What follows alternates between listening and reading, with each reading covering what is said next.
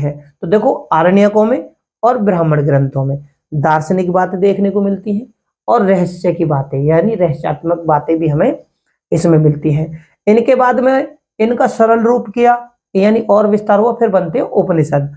उपनिषदों में क्या है, ये भी एक देखो दार्शनिक ग्रंथ है। क्या है ये उपनिषद जो है वो भी दार्शनिक ग्रंथ है। ठीक है, अब दार्शनिक ग्रंथ है तो इनकी संख्या कितनी बताई जाती है? उपनिषदों की जो संख्या है वो, उपनिषदों की संख्या कितनी है? 1008 है ना। उपनिषदों की संख्या कितनी है? 1008 है।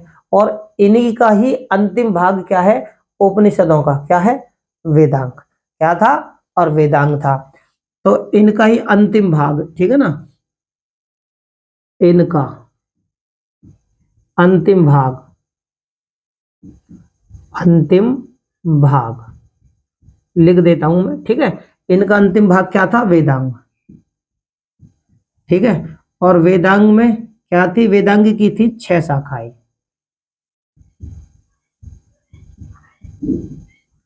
ठीक है ना, वेदांग की क्या थी? 6 शाखाएं थी। अब ये 6 शाखाएं कौन कौन सी थी? शिक्षा, कल्प, व्याकरण, निरुक्त, छंद और ज्योतिष। क्या थे? 6 शाखा कौन कौन सी थी इनकी? 6 शाखा थी शिक्षा, कल्प, निरुक्त, छंद,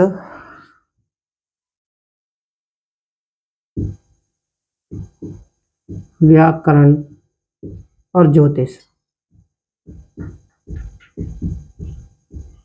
ठीक है, समझ में आ गई होगी कि शिक्षा, कल्प, निरुक्त, छंद, व्याकरण और ज्योतिष ये इनके 6 भाग थे।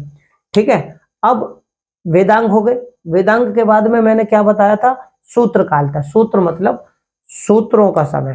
ठीक है, अब मैं देखो बात करूं अगर, तो जो निरुक्त है, निरुक्त जो है वो एक ऋषि थे यासक। निरुक्त की जो रचना की थी वो यासक ऋषि जी के द्वारा की गई थी। क्या की रचना? ठीक है ना, इसकी रचना किसने की थी? तो यासक ऋषि। ठीक है ना, यासक ऋषि जी ने किसकी? निरुक्त की जो रचना की थी वो यासक ऋषि जी ने की थी। इसमें क्या है? शब्दों की जो उत्पत्ति थी, यानी शब्द कहां से पैदा हुए हैं, यानी शब्द की जो उत्पत्ति है उस पर इसमें क्या है? विचार किया है। किसने किया है? तो यासक ऋषि जी ने किया है निरुक्त के माध्यम से। ठीक है ना, ये आपको समझ में आ गई होगी। अब बात करूं देखो व्याकरण की, तो व्याकरण की किसने की थी? तो व्याकरण थी पाणिनि की। है ना, समझ में आ रही होगी आप लोगों को ना। व्याकरण के रचनाकार कौन थे? पाणिनि। ठीक है ना, सबसे पहले अगर मैं बात करूं, ठीक है, तो देखो व्याकरण के जो रचनाकार थे, है ना, तो पाणिनि थे। है ना, कौन थे? व्याकरण की रचना करने वाले थे पाणिनि। और इसके बाद में पाणिनि की क्या थी? है, समझ में आई? तो देखो मैंने आपको बताया निरुक्त की जो रचना की थी यासक ऋषि जी ने की थी। बात करें देखो व्याकरण की, तो व्याकरण पर सबसे पहले पाणिनि जी ने, ठीक है, यहां लिख देता हूं, ठीक है, ताकि आपको समझ में आ जाए। ठीक है, निरुक्त की आपने समझ ली होगी कि निरुक्त की जो रचना की थी वो यासक ऋषि जी ने की थी। और किस बात पर की थी? इस पे क्या थे कि इसमें क्या था कि शब्दों की जो उत्पत्ति होती है इस पर, ठीक है ना, इसकी उत्पत्ति पर विचार किया गया है निरुक्त में, यासक ऋषि जी के द्वारा। व्याकरण की अगर मैं बात करूं तो व्याकरण पर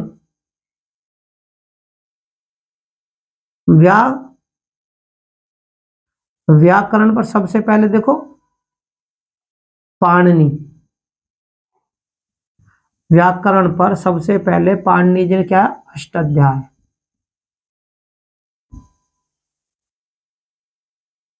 ठीक है ना, पाणिनि जी ने क्या करा था? अष्टाध्याय। क्या लिखा? अष्टाध्याय की रचना की। और इसके बाद में पतंजलि ने, इनके बाद इसके बाद में क्या है, इसके बाद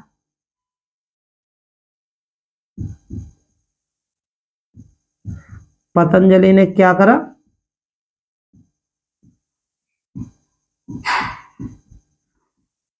महाभाष्य की रचना करी, किसमें, टीका रूप में।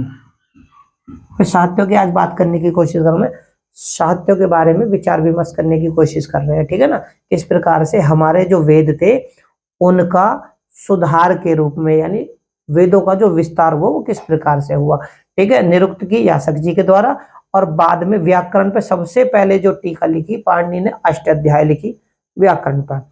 इनके बाद में पतंजलि ने क्या करा था, महाभाष्य की रचना की थी टीका के रूप में, जो कि बाद में हुई थी, ठीक है ना। इस समझ में आप लोगों को आ गई होगी।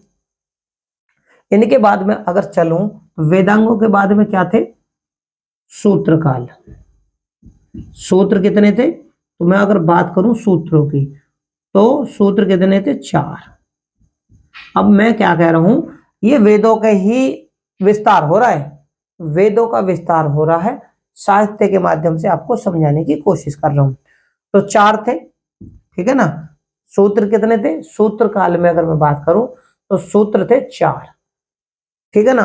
अब इसके सूत्र काल में देखो सबसे पहले क्या थे, कल्प सूत्र। क्या थे, कल्प सूत्र। कितने भाग थे, 4। कौन कौन से थे, तो देखो 4 कौन से, सबसे पहले कल्प सूत्र। कल्प सूत्र, अब कल्प सूत्र के अंतर्गत क्या चीज हमें देखने को मिलती है साहित्य के माध्यम में, तो कल्प सूत्र के 4 भाग मानो, यानी सूत्र काल में 4 भाग हो गए। सबसे पहला भाग था कल्प सूत्र, उसके बाद में आता है स्रोत सूत्र। कल्प सूत्र के क्या थे, 4 भाग, ठीक है। यहां समझाने में थोड़ा सा कंफ्यूजन। तो सूत्र की अगर मैं बात करूं तो वेदांगों के बाद में बनते हैं सूत्र, और सूत्र जो होते हैं उसके होते हैं 4 भाग, यानी पहला होता है कल्प सूत्र जिसके 4 भाग हैं, और 4 भागों में कौन सा पहला, स्रोत सूत्र, ठीक है। अब स्रोत सूत्र में क्या चीजें हैं, भाई साहित्य के माध्यम से समझने की कोशिश।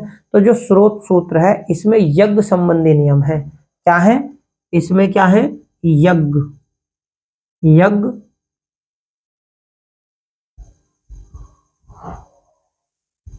यज्ञ संबंधी नियम, ये आपको समझ में आ गई होगी।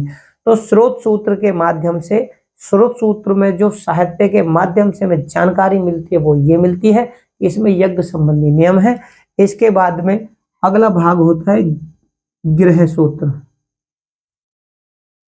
और गृह सूत्र में क्या जानकारी निकल के आती है, तो गृह सूत्र में आती है, गृह मतलब घर, यानी पारिवारिक जीवन से संबंधित, क्या, परिवार।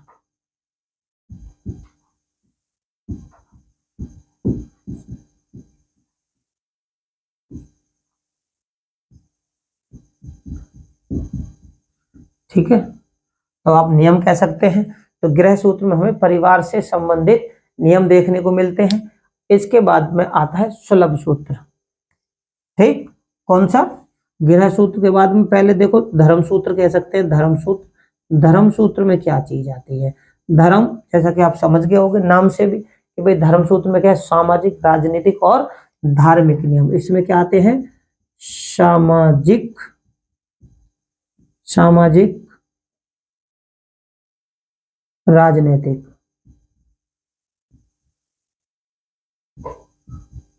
राजनीतिक और धार्मिक, धार्मिक नियम।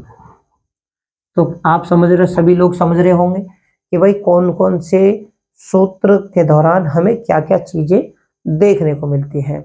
इनके बाद आता है सुलभ सूत्र।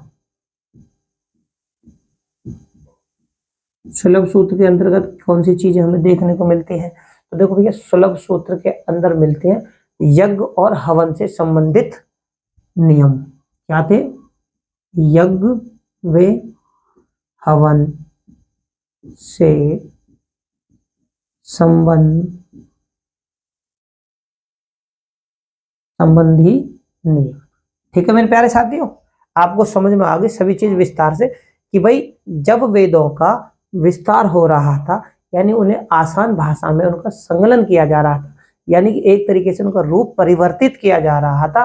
तो रूप परिवर्तित के समय उनका किन किन रूपों में विस्तार हुआ और उन रूपों के अंतर्गत कौन कौन सी बातें हमें जानने को मिलती हैं, ये आप लोगों को समझ में आ चुका होगा। ठीक है, बात अगर मैं करूं तो देखो मैंने आपको बता दिया भाई, जब वो पहले क्या थे, वेद बने, वेदों के उपवेद बने। अब सभी का एक उपवेद भी है। सभी का उपवेद क्या क्या है, देखो ऋग्वेद का जो उपवेद है, ठीक है, मैं यहां पर बता देता हूं, चलो यहीं पे बता देता हूं। ऋग्वेद का उपवेद ये यहां, ठीक है, और यहां पे लिखता हूं मैं ऋग्वेद। ऋग्वेद का जो उपवेद है, ऋग्वेद का उपवेद, ऋग्वेद का उपवेद क्या था, आयुर्वेद। ठीक है, अब आयुर्वेद किससे संबंधित है आप सभी लोग जानते हैं, है ना, जड़ी बूटी और दवाइयों से संबंधित वेद। ठीक है, इसके बाद में यानी चिकित्सा से संबंधित जो वेद है वो आयुर्वेद है। अब सामवेद, सामवेद, सामवेद का जो उपवेद है, मैंने आपको वैसे पिछली वीडियो में जानकारी दी है, फिर भी अब साहित्य के माध्यम से जानकारी जुटाने की कोशिश कर रहे हैं। ठीक है, तो सामवेद का क्या है, संगीत है ना, गंधर्व वेद। उपवेद क्या है,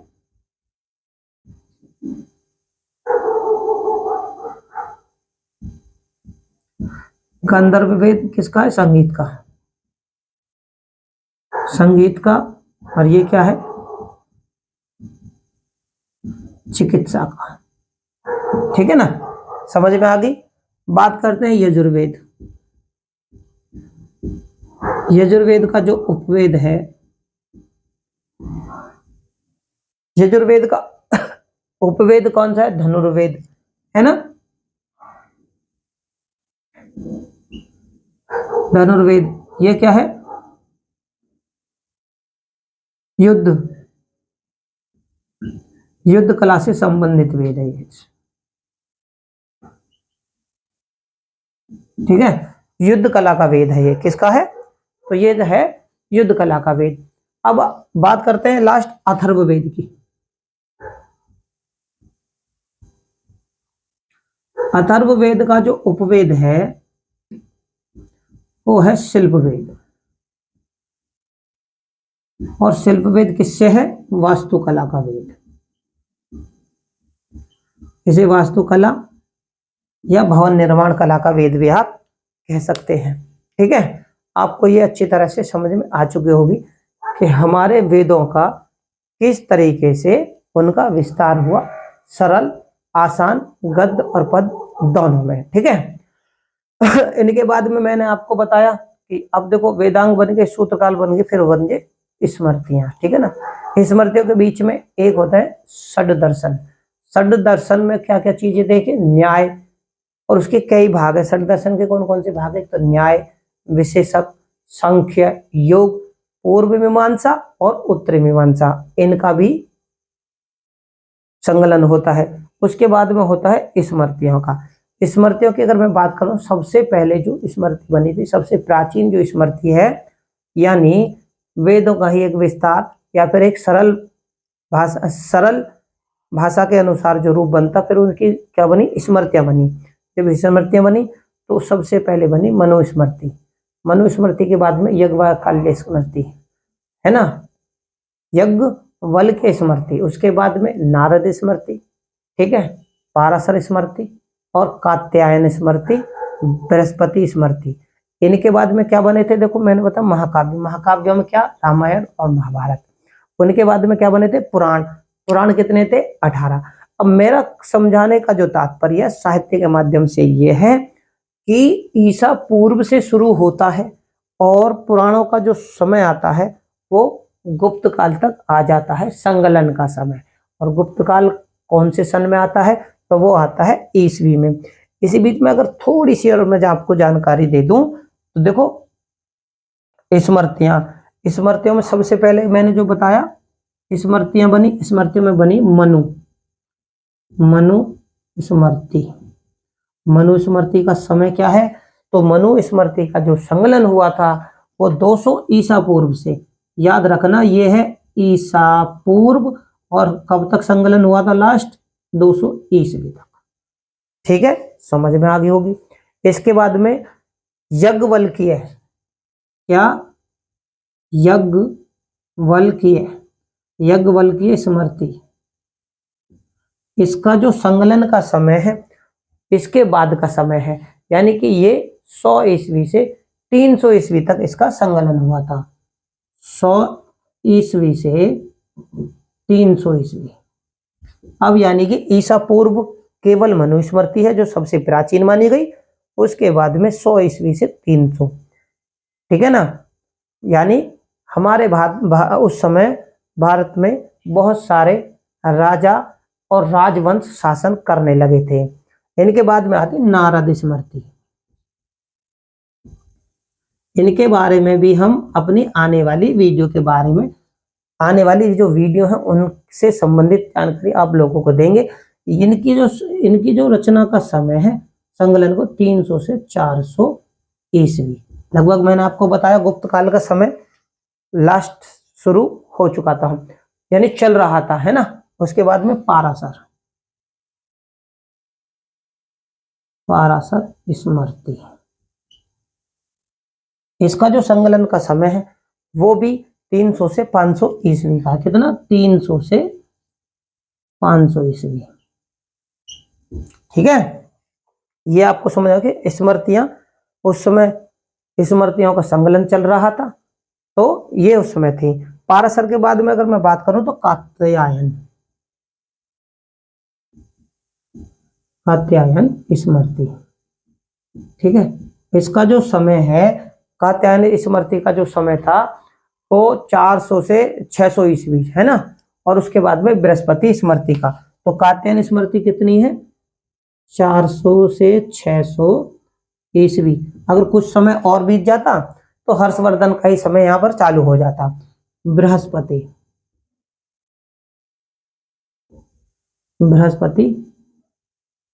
स्मृति। ठीक है, इसका जो संकलन का समय है, बृहस्पति स्मृति का जो संकलन का समय है वो भी 300 से 500 ईस्वी का है। ठीक है ना, इनके बारे में विस्तार से जानने की कोशिश करेंगे। अभी केवल हम ये जानने की कोशिश कर रहे हैं कि भाई जो हमारे वेद थे उनका जो विस्तार हुआ, यानी उनका जो सरल रूप में उनका जो संकलन हुआ वो किस प्रकार से हुआ, वो किस क्रम में हुआ, वो हम जानने की कोशिश कर रहे हैं। ठीक है ना। अब मैं बात करूं स्मृतियों के बाद में क्या था? महाकाव्य। और महाकाव्य में क्या थे? रामायण महाभारत। महाकाव्य देखो, महाकाव्य में क्या थे? रामायण महाभारत। ठीक है, ये 2 ग्रंथ थे हमारे, 2 महाकाव्य थे, रामायण महाभारत। ठीक है ना। और इनका जो संकलन का समय है वो भी ईसा पूर्व से लास्ट ईस्वी में है, तो 400 ईसा पूर्व से 400 ईस्वी का, है ना। तो इसके बाद में क्या बने थे? पुराण बने। पुराणों के बारे में मैंने आपको बताई कि पुराण बने, तो लगभग पुराणों की संख्या कितनी है? 18 पुराण है हमारे। ठीक है ना। तो इस प्रकार से हमारे वेदों का क्या हुआ था? एक सरल रूप। क्या था कि भाई पहले हमारे वेद थे, वेदों के बारे में आर्यों के, फिर सामाजिक, आर्थिक, राजनीतिक और धार्मिक बातों के हमने बारे में जाना। उनके बाद हमारे उपवेद हुए, टीका के रूप में ब्राह्मण ग्रंथ बने, ब्राह्मण ग्रंथों के बाद में आर्ण्यक, उपनिषद, वेदांग, सूत्रकाल, स्मृति, महाकाव्य और पुराण। फिर साहित्य के माध्यम से इनका एक सरल रूप हमें देखने को मिलता है। मेरे प्यारे साथियों, इनसे संबंधित क्वेश्चन किस प्रकार से पेपरों में पूछे जाएंगे वो हम अपने आने वाली वीडियो के माध्यम से आप लोगों तक जरूर पहुंचाएंगे। तो मेरे प्यारे साथियों, चैनल मेरा नया है, अगर मेरी वीडियो आपको अच्छी लगे तो इसे ज़्यादा से ज़्यादा लाइक करें, शेयर करें। चैनल पर नए हो तो चैनल को सब्सक्राइब करें। धन्यवाद।